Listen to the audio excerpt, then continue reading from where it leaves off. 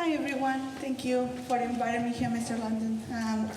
So my name is Dulce Ortiz, he already said that. I want to start by asking you something. What are the things that you hear nowadays about immigrants? Just shut up. We don't want them. Thank you. Anything else? They're bringing in drugs. I hear we would have a healthy community without them.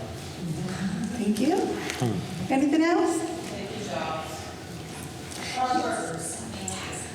Okay, that's it. So, can you see that I asked, let me say the question again, what are the things that you are hearing about immigrants? And it's mostly bad stuff, right? I didn't say what are the bad things that you're hearing about immigrants. And yet that's the everyday narrative about us.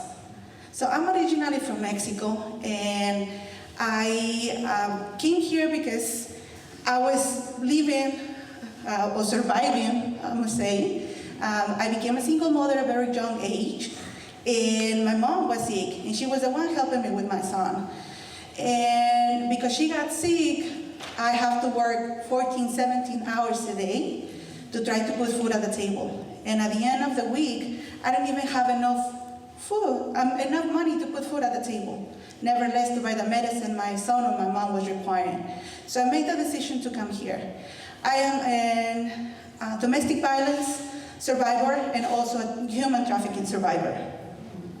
And when those things happened almost 20 years ago, it was really difficult for me. I was very young, a single mother, and on top of that became abuse. It was very hard on me. It got really hard, and not just physically, but mentally.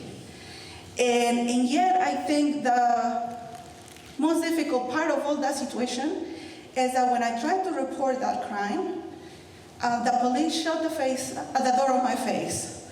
And because they say they couldn't understand me when I was speaking, because my accent was super strong, and they didn't even let me have the word. They don't even listen to me. When I tried to speak, all they say was like, I'm sorry, I can understand you.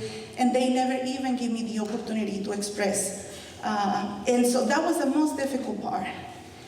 And through that experience, I also found my way really good people. One of them is my husband. He really supported me, helping me through the process. And also wonderful organizations like FaithAction people. Abigail Seymour today here, I wouldn't be at FaithAction if it wasn't for her, pushing me really hard to get in there. And a lot of good people that I found on my way who made me feel better just by smiling at me, just by not looking at me weirdly. Because every time I walked in any place, office, it was always, I felt that look-ins, that it made me feel less than human being. Nevertheless, when they call me illegal, or they call me so many words without even asking me what I was doing in this country. And so today, by working at FaithAction, for me it's very personal. I'm working there because I believe in the mission, because I know that we do what we say we're doing. We're helping immigrants and refugees without asking them for their immigration status. But not just that, I think we are offering a safe place for everyone. And my commitment to my community is to make sure that when they enter FaithAction and into our community, they feel safe. They feel welcome. Because it's very difficult to feel welcome when people is not even listening to you. When people is not looking at you when you talk to them. That is hard. And knowing that I was in a strange place for me, it was a new place. And even though that I went through really hard hardships, something that really held me together, it was like, but I'm in America, where dreams can actually come true, where actually law exists. Because if you ask me, in Mexico, we don't even believe in law anymore. And so that really held me together. And but I'm here. And this is where you're supposed to make things happen. And if you ask me, I want to live in the American dreams in a way. It's really hard right now because of the political environment, because everything this is saying about us, because they put in so many labels on us, immigrants and refugees. It's getting really hard, but on the other hand, I'm grateful to live in a community that is a welcome community, a community that shows their faces, their support, and their passion for a diverse community. And so for that, I'm very grateful. I'm grateful to have 2 kids, two more kids actually, because I have my oldest one as well, and have them all together and really having a different experience than me. And I want to make sure that they don't forget where I'm coming from. And I don't want them to forget where they want to go. And that includes the community like this, really working together, open their arms, their spaces, and their hearts to other people that are having difficult times. A few years ago, I have a client, they came to FaithAction, and she was really excited to apply for her mom to come and visit her. She just had recently got her green card, and when she came to FaithAction, she was like, I just want to apply or do something so she can come and visit me for a couple of days.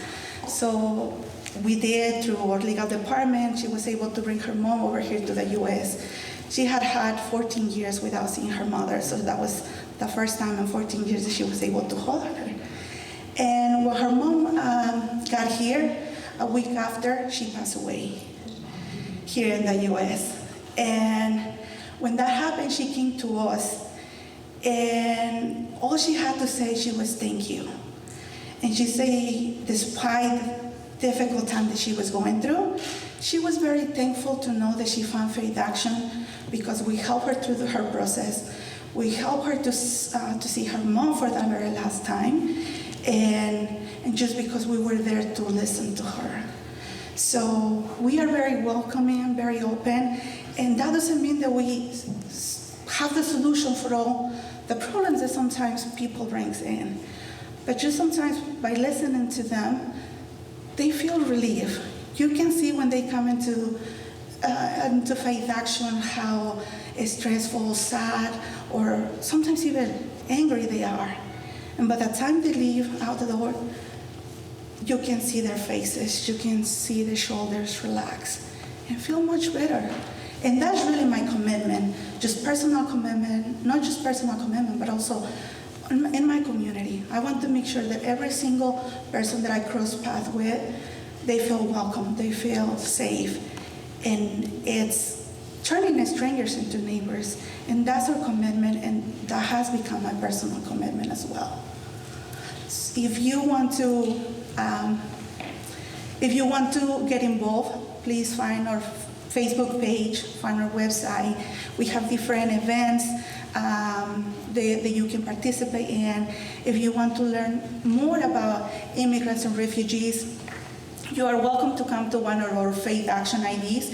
It's one of the ways that you can support our immigrant community, because when we first started that program, people was starting to put in a stereotype that says that this ID is only for illegals or undocumented. And it's not for undocumented people. It's for everyone in the community that might need that ID, but also they want to support our diversity and inclusion in our community. So please be involved. You can call your representatives.